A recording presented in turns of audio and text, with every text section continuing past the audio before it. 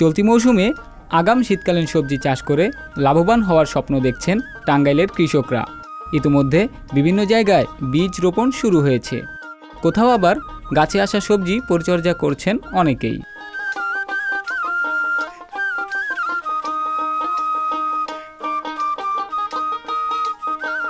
কৃষি সম্প্রসারণ অধিদপ্তর সূত্রে জানা যায়, গত বছর জেলার 12টি উপজেলায় শীতকালীন সবজি আবাদের লক্ষ্যমাত্রা ছিল 10,500 হেক্টর, যা এবছর ধরা হয়েছে 10,800 হেক্টর। এইখানে আমরা লাউ, ছিম, টমেটো, তারপরে পটল এগুলো আবাদ করে থাকি। আর কিছুদিন যাবত পরে আমরা কবি, তারপর টমেটো এগুলো পেয়ে যাব ইনশাল্লাহ। অনেক ভালো পাওয়া যায়। এখন ছিমের দাম কিছু ভালোই আছে। আর এই ফসলগুলো আমরা কোনো বৃষ্টি দিই না, সার দিই না, খুব নিরাপদ। এবং ওই যে গরুর যে গোবর আছে সেগুলো দিয়ে আর কি আবাদ করে থাকি এগুলা। শীত জুড়েই বাজারে শীতকালীন সবজির চাহিদা থাকে, তবে মৌসুমের শুরুতে ভালো দাম পাওয়া যায় বলে আগেভাগেই কৃষকরা আবাদ শুরু করেছেন। এটা শীতকালীন সবজি, এটা আগাম সবজি তোলা হচ্ছে। এটা হলে ফুলকপি এবং পাতাকপি দুইটাই। এখানে 50% জায়গার উপরে আমরা প্রতি বছরই প্রায় 30 বছর ধরে এখানে কপি উৎপাদন করা হয়, যাতে একটু বেশি লাভ পাওয়া যায় আর কি।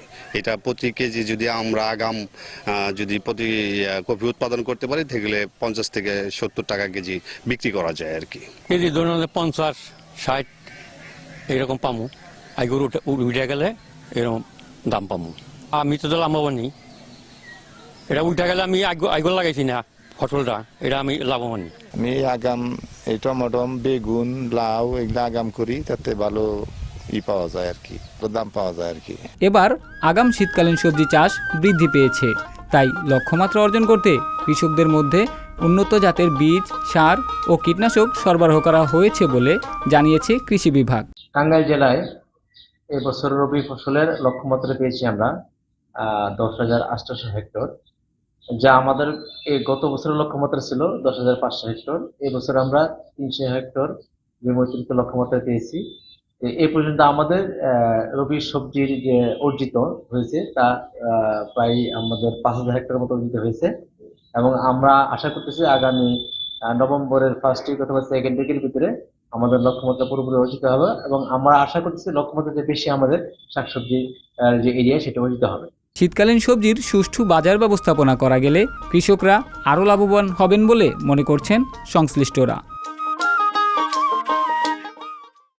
সংবাদ, ফিচার ও অনুষ্ঠানের জন্য ভিজিট করুন সংবাদ প্রকাশের ওয়েবসাইট এবং যুক্ত থাকুন ফেসবুক পেজ ও ইউটিউব চ্যানেলের সঙ্গে।